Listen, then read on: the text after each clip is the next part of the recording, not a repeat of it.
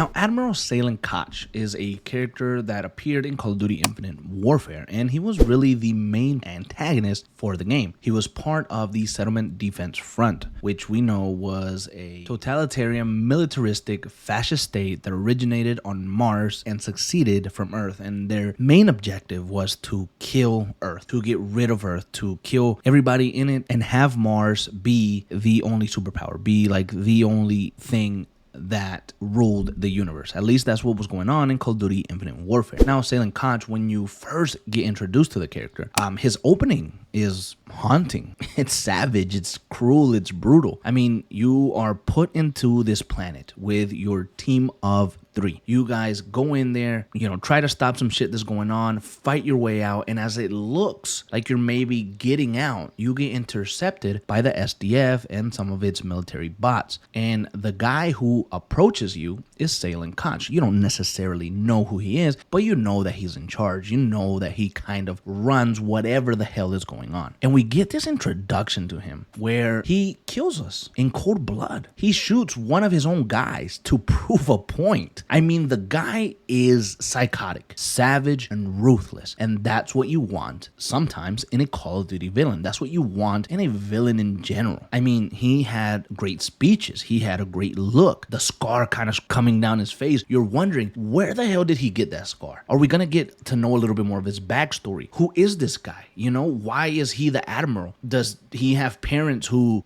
also ran shit for the SDF and they kind of, influence him to become what he was? Right? So there's so much potential for Salen Koch. Now, we see him there in that opening scene, and we start thinking, oh, this is going to be crazy. Then it cuts to Nick Reyes, and I thought in my head, oh, Nick Reyes and Salen Koch are going to go at it. They're going to fight. They're going to, talk shit to each other back and forth. Something's going to happen, but these two guys are meeting. Well, the next time that we see Salen Koch in real life, like in our gameplay, it's when he dies. And that's it. So we got him that one scene in the beginning, and then we get him that one scene in the back. And if there's any criticism that I have for Call of Duty Infinite Warfare, which if you guys don't know this already, it might be my favorite Call of Duty story ever. It honestly might be. And if it's not, it's in my top 3 at least, for sure, 1000%. Infinite Warfare is one of my favorite games of all time. That's just it. It just is. It's in my top 15 ever. In all games. I love Call of Duty Infinite Warfare. I love Call of Duty Infinite Warfare's story. And so again, with it being one of my favorite stories ever, the only real criticism that I have of the game is the misuse of its villain. I think that even with its villain being so misused and mishandled, the story was still fantastic. But I think how much more fantastic could the game have been had Salen Koch been used appropriately. And then you have Kit Harington playing the character, who specifically at that time was incredibly high. He was riding a nice wave of just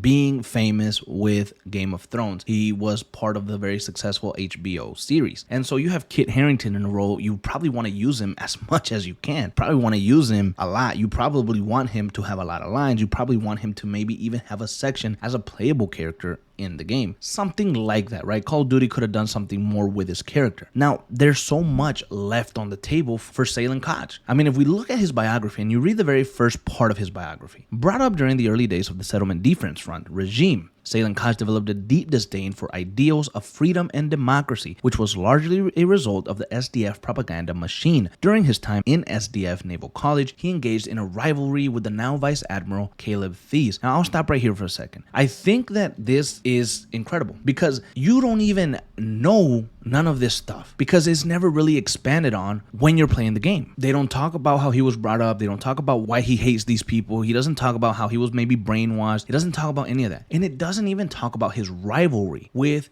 Caleb Thies. Now, I can't remember if we kill Caleb Thies during the main story or if we kill him during one of the most wanted missions in the side missions, basically. But the fact that they don't even explore his relationship with Caleb, they don't even have a cutscene together of them arguing over something, just goes to show how much we missed on the villain front? How much was missed on developing Salem Coach, developing more of the SDF, developing more of the people inside the SDF? Because the SDF was clearly filled with a lot of people, and we actually put faces to the big bad corporation or whatever that was the SDF. It wasn't a corporation, but you know what I'm saying? Like, we could actually see, okay, these are the people involved with the SDF. So much was there, and we never get to see really anything. I mean, when you do all the side missions and stuff like that, you are sometimes infiltrating SDF ships and you're kind of making your way through. So you hear conversations, you hear things that are going on, which is a great way to continue to build the SDF, continue to build the world around you. I mean, it was done very good, but I think if you don't play those side missions, then you don't really get an idea of who these characters are, what their motivations are, why they're doing what they're doing. You don't humanize them anyway. You know what I'm saying? So it's like, if I'm not in there doing those side missions, then I would never really know. And how do I know? Well, maybe by making it more in the integral part of the story, in the main story. Give us more cutscenes. I would have loved to have more cutscenes of Salem Conch fighting against other SDF people, and maybe some people saying that he's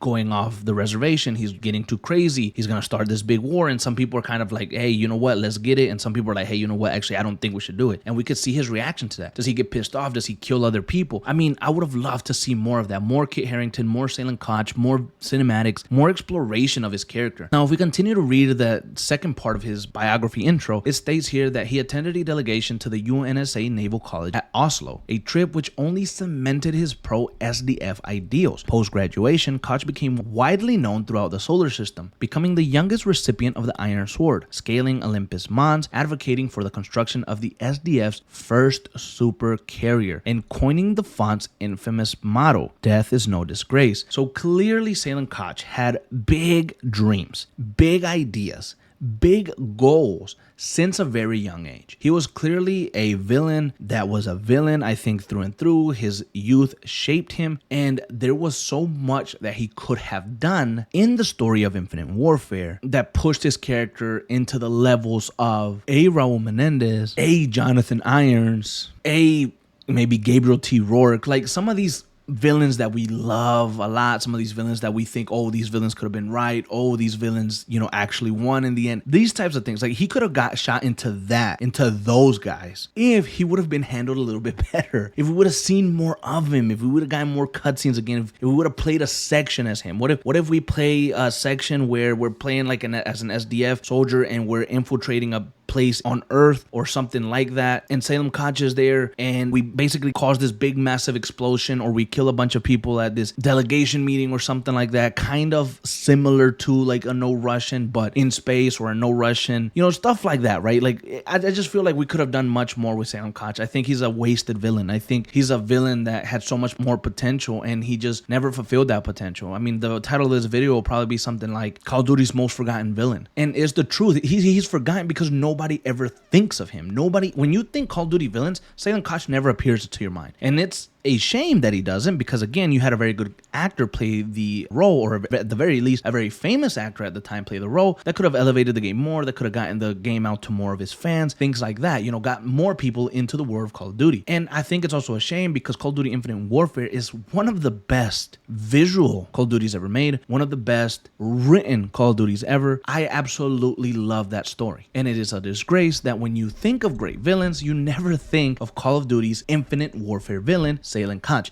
You think of the SDF because in some way the settlement defense front had more of a character, had more of character development, had more of a face than the actual face of the settlement defense front, which was Salem Koch. I mean, so much is left unexplained, so much is left unexplored, that he just kind of falls into the vast, dark, oblivion-filled hole of forgetfulness. And I don't even know if that's a word, but you just don't ever think of him. And the only times that Salem Koch does appear in the game are throughout, at least besides his physical appearance in the beginning and his physical appearance in the end, he kind of appears to you through news feeds or video feeds that you pick up. Nick Reyes can see him appear on his screen, and Salem Koch is usually giving a speech about how he's going to destroy Earth, or how he's going to kill everybody that doesn't serve the SDF and all that stuff. He's going to kill Nick. So it's like all these things. He's just giving us like a little speech, and then he goes goes. A little speech and then he goes. But that's not enough. I think for a character like him, that just wasn't enough. I think more should have been seen. I think maybe it was even a little lazy not to include more actual cutscenes with him, or more actual scenes where you actually are in a room with him talking and stuff like that. The last thing that I'll touch upon that even makes him less memorable is his death. Honestly, you spend a lot of time trying to reach Salen Koch, and then when you finally reach his carrier, when you finally infiltrate his big ass ship and you make it to his door, he's in a room filled with, like, you know, his soldiers and stuff like that. And what do? There was this neat thing on Call of Duty Infinite Warfare where you could mind control the opponent's soldier. So I could take control of a settlement defense front robot. So I took control of him and I killed some of the people that were in front of him. And then I walked up to Salen Koch and I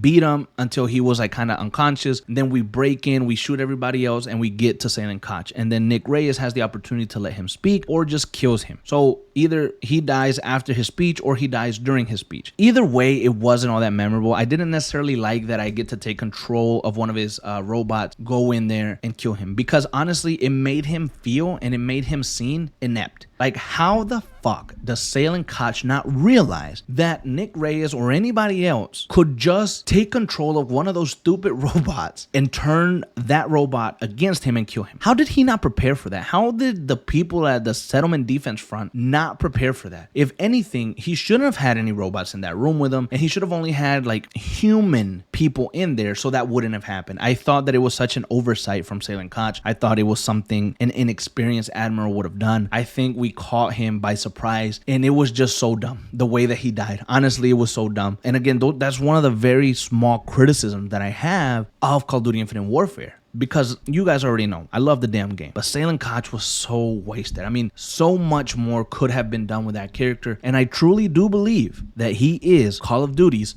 most forgotten villain.